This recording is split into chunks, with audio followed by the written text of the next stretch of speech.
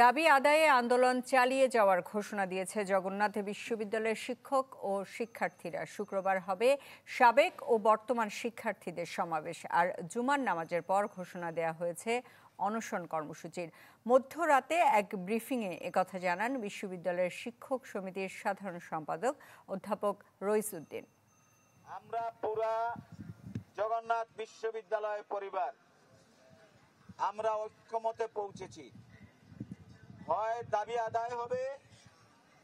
নতুবা আমরা এখান থেকে আমাদের স্থান ত্যাগ করব না, আমাদের মৃত্যু হবে। আজকে দ্বিতীয় দিন অতিবাহিত হলো, এখনো সরকারের পক্ষ থেকে আমরা কোনো গ্রিন সিগন্যাল পাইনি। আগামীকাল সকাল 10টায় জগন্নাথ বিশ্ববিদ্যালয়ের আমরা বর্তমান যে সমস্ত শিক্ষক, কর্মকর্তা, কর্মচারী এবং শিক্ষার্থীবৃন্দ আছি, আমরা তো থাকবই, পাশাপাশি আমাদের সাবেক যারা জবিয়ান আছে, আমরা আপনাদের মাধ্যমে আমরা কর্মসূচি ঘোষণা করছি। সাবেক এবং বর্তমানদের সমাবেশ হবে সকাল 10টায়। এ বিষয়ে আরো জানাতে কাকরাইল থেকে যুক্ত হচ্ছেন রমিজ হোসাইন। রমিজ, আমরা শুনছিলাম যে বেশ কিছু কর্মসূচি দেয়া হয়েছে ব্রিফিংয়ে, তো এই মুহূর্তে সেখানকার পরিস্থিতি জানাবেন, আর এর সাথে কি কি কর্মসূচি আছে আমাদেরকে বলবেন। সুস্মিতা, এই যেই 4 দফা দাবিতে জগন্নাথ বিশ্ববিদ্যালয়ের শিক্ষার্থীরা যে কর্মসূচি দিয়েছিল সেই কর্মসূচি কিন্তু তারা চালিয়ে যাচ্ছেন এবং আজকে সারা রাত তারা এখানে অবস্থান করবেন এবং কালকে সকালে এখানে একটি সমাবেশ অনুষ্ঠিত হবে, যেখানে জগন্নাথ বিশ্ববিদ্যালয়ের বর্তমান যে সমস্ত শিক্ষার্থীরা রয়েছে এবং শিক্ষকরা রয়েছে, তারা ছাড়াও সাবেক যে সমস্ত শিক্ষার্থীরা রয়েছেন তারা এই যেই সমাবেশটি সেই সমাবেশে তারা উপস্থিত হবেন এবং বাদ জুম্মা তারা এখান থেকে গণ অনশনের একটি কর্মসূচি ঘোষণা করেছেন। এখানে যিনি একজন শিক্ষক, তিনি জগন্নাথ বিশ্ববিদ্যালয়ের সাধারণ শিক্ষক সমিতির সাধারণ সম্পাদক, তিনি এখানে বলছিলেন যে 2 দিনেও রাষ্ট্রের পক্ষ থেকে এখন পর্যন্ত তাদের যে দাবি দেওয়া, সেই দাবি দেওয়ার বিষয়ে এখন পর্যন্ত কোনো সে ধরনের কোনো সিদ্ধান্ত আসলে তারা নিতে পারেনি এবং দৃশ্যমান কোনো অগ্রগতি নেই। এই সমস্ত শিক্ষার্থীরা আসলে যারা এখন পর্যন্ত এখানে অবস্থান করছেন, তারা গতকাল রাত্রেও সেখানে ছিলেন, আজকেও রাত তারা এখানে অতিবাহিত করছেন, তারপরেও আসলে সরকার কোনো টনক নড়ছে না এবং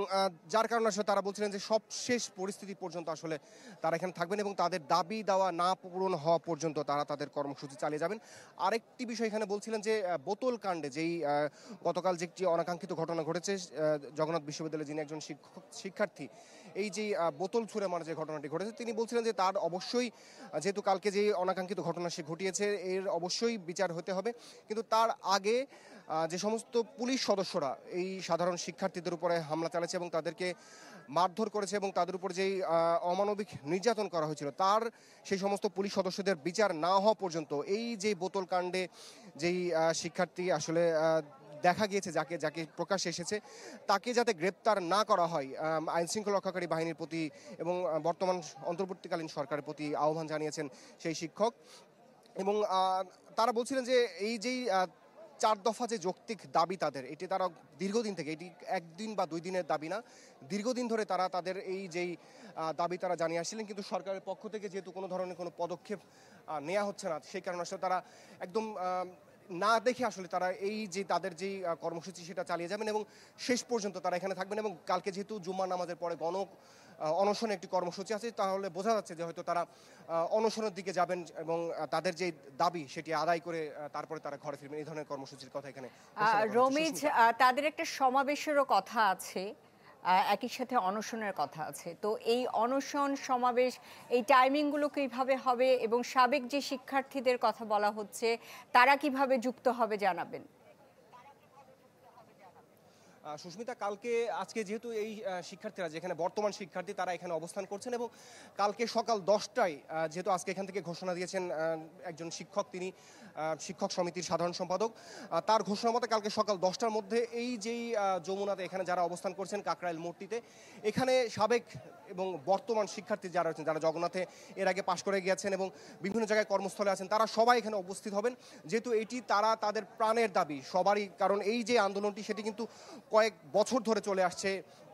এই আন্দোলনটি যারা এখন সদ্য সাবেক হয়েছে তারাও কিন্তু এই আন্দোলনে সম্পৃক্ত ছিলেন, সেই কারণে তারা এখানে আসবেন এবং তারা আসার পরবর্তীতে হয়তো এখানে 10টার দিকে একটি সমাবেশ অনুষ্ঠিত হবে এবং তারপরে জুম্মার নামাজের পরে এই সকল সাবেক এবং বর্তমান এবং শিক্ষার্থীরা এবং এই জগন্নাথ বিশ্ববিদ্যালয়ের শিক্ষকরা সবাই মিলে হয়তো গণ অনশন কর্মসূচিতে যাবেন, কিন্তু সেটা কতক্ষণ পর্যন্ত হবে সেটি আসলে সময় আসলে বোঝা যাবে। সুস্মিতা। রমিজ, আপনাকে ধন্যবাদ।